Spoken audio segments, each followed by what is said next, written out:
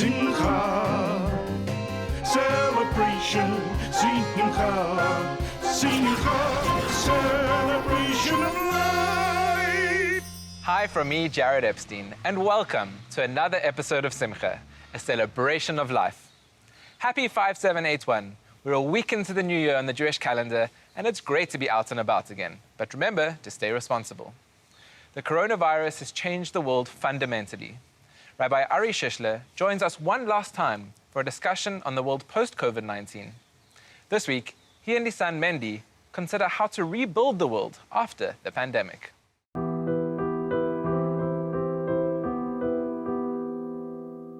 So there's a principle that we teach in Judaism.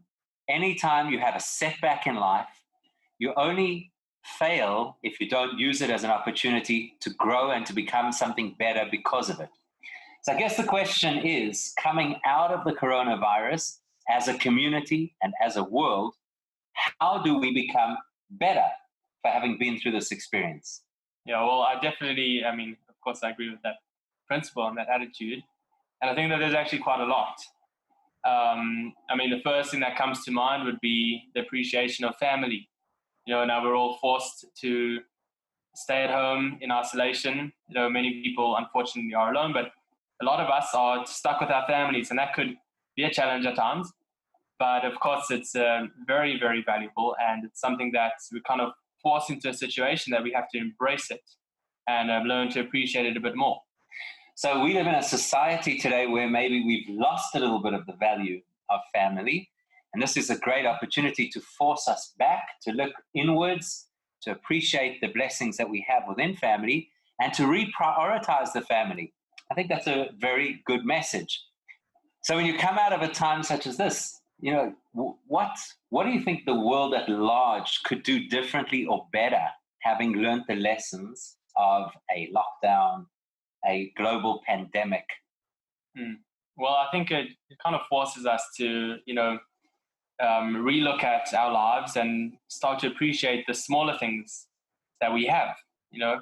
We're not necessarily able right now to go out and have the big parties and all the socializing and the things that we generally do. We kind of have to cut down and limit and get to the essence of life and get to what's really valuable and what's really important and appreciate the small things that we do have. We spend a lot of our time in today's world running after things. Some of those things may even be the little device that we hold in our hands. Some of those things may be what we want to have, own, possess, or experience. And as you say, the small things in life are not necessarily small. This whole experience of this disease, many people will tell you is, for those who've suffered through it, they'll tell you that a big factor is breathing, the difficulty in breathing. Now in Psalms, King David says, every soul will praise God. The Hebrew word for soul is the same Hebrew word as for breath. Neshama is soul, neshima is breath. We take breathing for granted. It's what you would call a small thing. It's not a small thing. You need to breathe in order to survive, in order to exist. But we take it for granted. We don't give it a second thought. And to come out of this experience, just to be grateful for life itself, would put us into a completely different headspace. We're always thinking what I don't have, whereas it would be useful for us as a world to focus on what we do have. So I think that's an important thing. What about the disconnect between people because we've been forced apart from each other? Right. Well, that's definitely a tough one for a lot of us. And look, we're kind of forced to find different ways to connect to people. Zoom and social media and whatever else. And of course, coming out of it, I really think, let's hope that people remember what it was not to be able to connect, so that we as a world cherish what it is to connect. Right now, the world is all united against a common enemy. We all need to get rid of the same problem. It would be a wonderful world if we could remain united, even without having an enemy.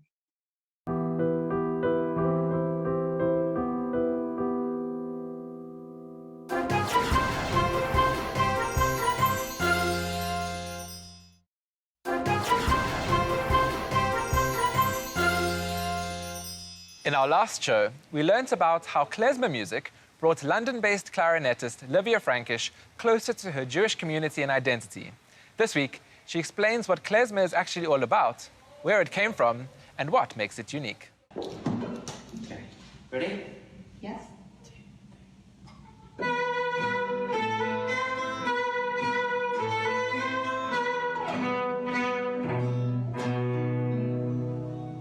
Klezmer has a sacred origin, but it is kind of weird borderland between secular and sacred, and it's instrumental, it's song, it's tunes that you hum.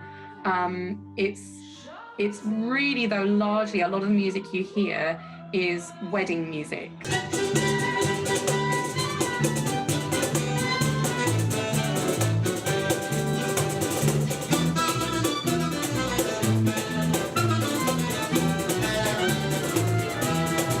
If I could sum up klezmer music in just 2 words, it would be soul music. It's a different kind of soul music, but it is truly music of the soul, of the neshama. It's bringing out that bittersweet experience from deep down and bringing it forward. And anyone can experience their own form of Yiddishkeit by listening, playing klezmer.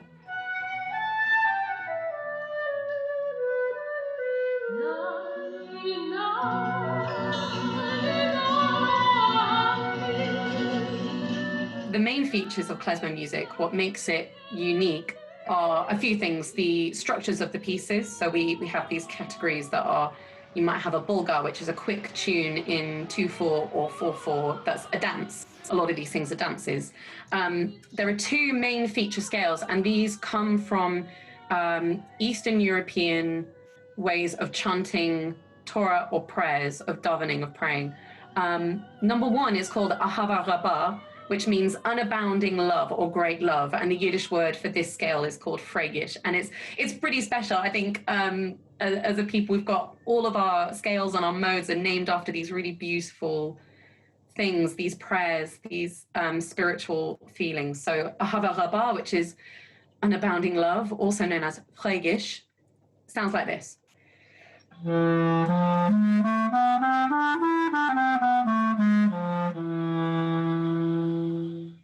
So that is one of the most common scales you will hear that make up the music. And a lot of the music are just patterns that fit within these scales. The next one is called Misha Berach, which is also known as the healing prayer in Judaism. And it's very similar.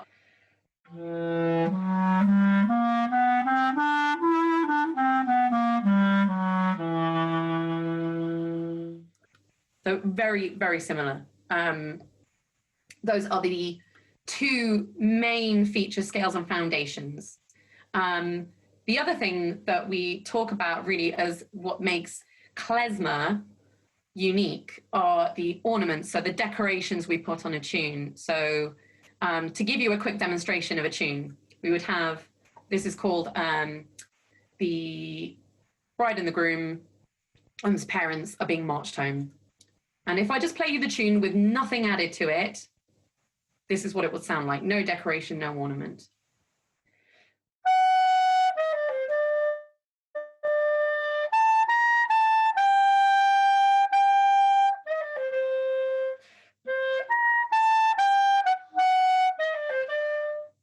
That's with no decoration. But it doesn't sound particularly interesting. It also doesn't sound particularly Jewish because, you know, we've not added something to it. We've not added kind of the bits of decoration that make it really sound stylistically Jewish.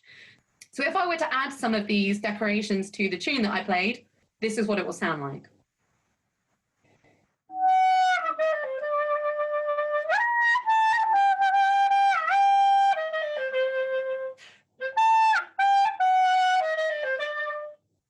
It changes the song completely, and suddenly it sounds like this bittersweet, uniquely Jewish klezmer tune.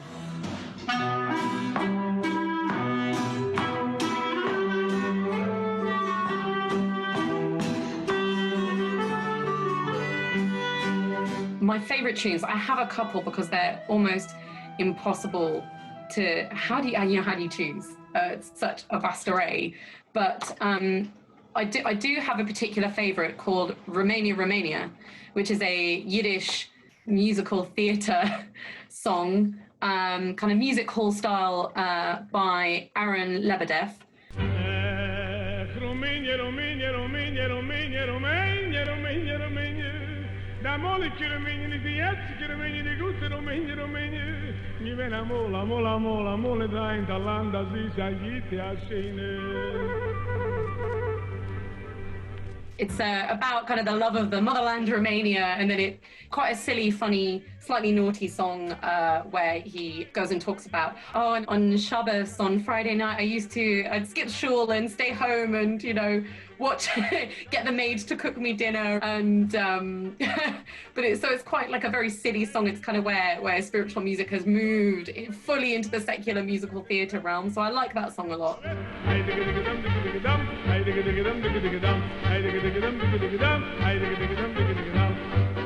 The other one that I really love is because it reflects so much the diversity of Jewish music and the way where the community has gone through Europe and taken things. So this one was recorded by my personal favorite klezmer clarinetist of old, Naftul Brownbein, who was one of the greatest Eastern European clarinet players of the early 20th century, one of the earliest klezmer recording artists, and it's called The Turk in America, or The Turk in America, and it's actually, this is not the original name, that's just what he used when he recorded it, but it's a Turkish tune, and it's really a love song about a woman who is traveling to Üsküdar with her clerk, and on the way she and her clerk fall in love with each other.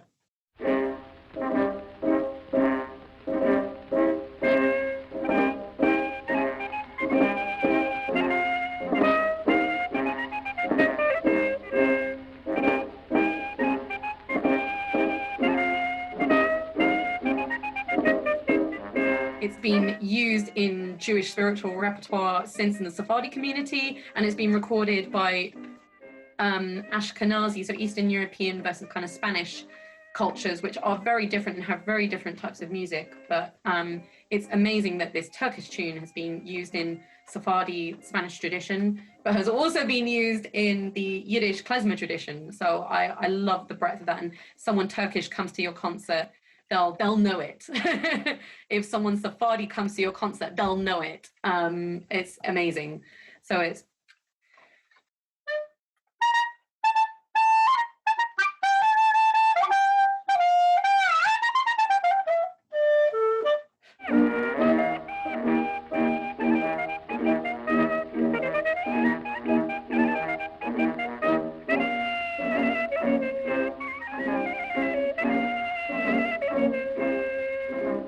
I love that tune because of just the tradition and the amazing all the different cultures.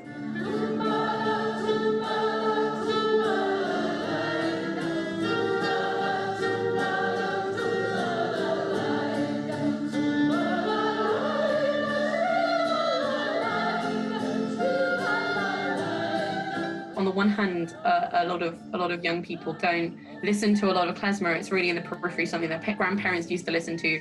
But there's been a real klezmer revival that really started with bands like the Klezmatics in the 1980s, who took traditional tunes and fused them with a lot of jazz. And this has been happening since the 1920s. Dave Tarras put Yiddish popular music together, and it's like this combination of Yiddish klezmer music with swing jazz. And it's really, and songs like By Mir Bist Du Shame, which was covered by the Anderson sisters, it's a Yiddish song, it's a traditional song, very traditionally Yiddish love song, and it's but turned into this jazz swinging hit.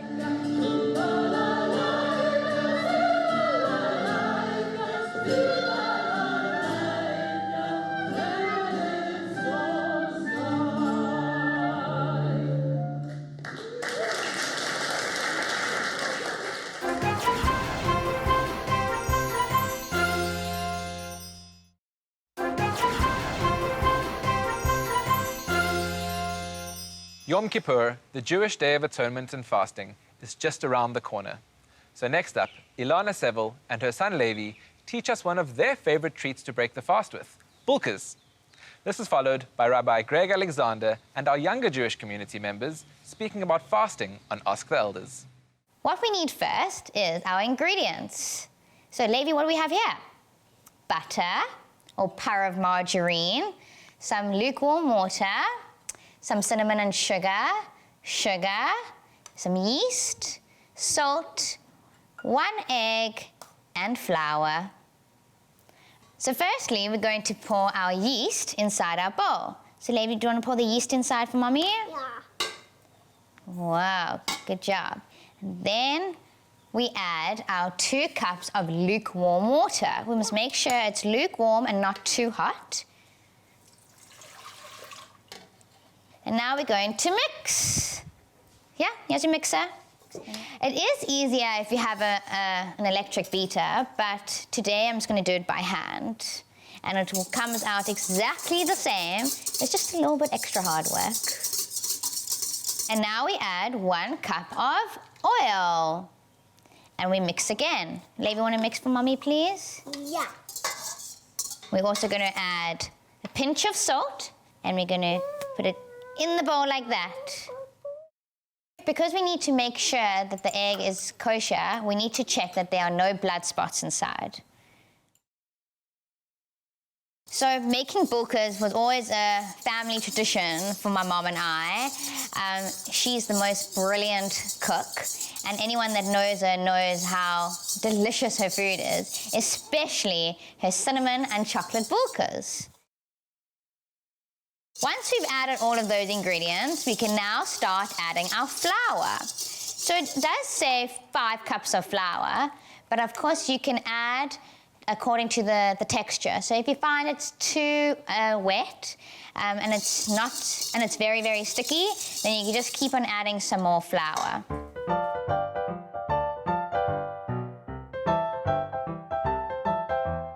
As you can see, the texture of the dough is still very, very sticky. Once our dough has formed a beautiful texture like this, and it's not sticking to your hands anymore, we can start rolling.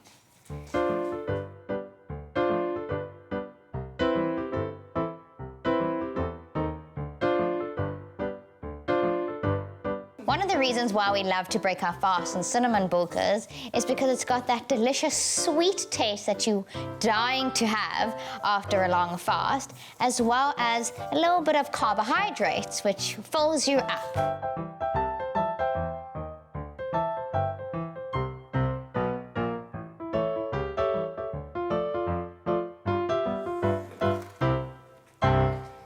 And don't forget, before you put it in the oven, you have to egg wash it so that it makes it nice and crispy. This is also something that we see at every shul event or anywhere you go that there is a Jewish celebration happening, you are sure to find some delicious cinnamon bulkas. And there you have your delicious bulkas. Now we're going to pop them in the oven for, I would say, about 20 minutes, but there's no real time, so as long as they are golden brown.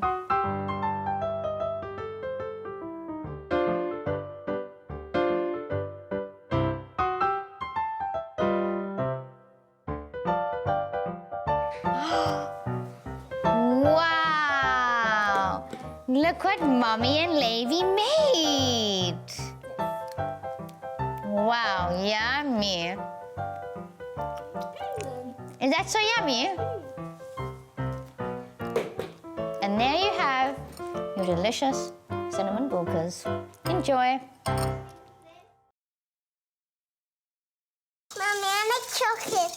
Okay, we'll have chocolate afterwards. You want to help Mommy mix? No, I like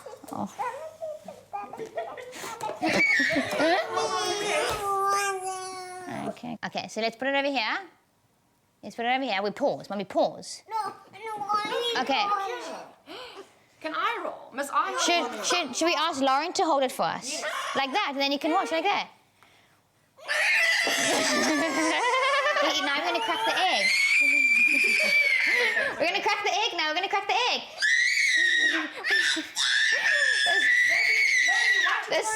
There we go.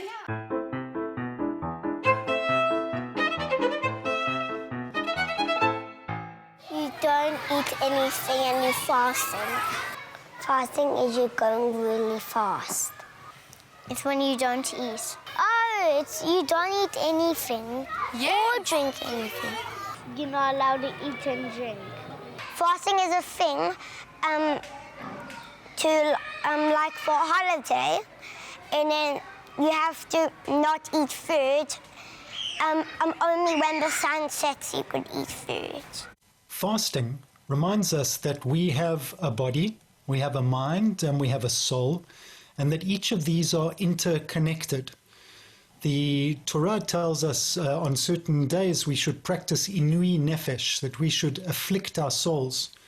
And the rabbis understood that this is one of the ways to do this is to refrain from eating, to stop anything going in nil by mouth, so that we have our full attention drawn to our spiritual development, and that our body is resting from the need to process the food or the water, to think about the blessings of what's coming in, and to move to our inward process, what is happening within ourselves, in our body, in our mind, in our soul. Fasting is hard, it requires discipline, and the rewards of it are that when you go deeply into that process, when you have sat through a day of fasting, the appreciation of that space and that time, that you are able to really, truly, and without any distraction, focus on your spiritual process. When we come out of that fast and break it, that first taste is so sweet and so powerful to remind us that we are physical beings and that we do love and appreciate the fruits of this earth. It's beautiful to eat an apple. It's amazing to smell challah that's just come out of the oven. And sometimes when we refrain from that, we have even more appreciation of the gifts that we have and are able to enjoy. Well, that brings us to the end of this week's episode of Simcha, a celebration of life. As always, we'd love to hear from you, so please send us a Facebook message at Spirit Sister Productions. From me, Jared Epstein, and the Simcha team, we may be out and about, but remember to stay responsible.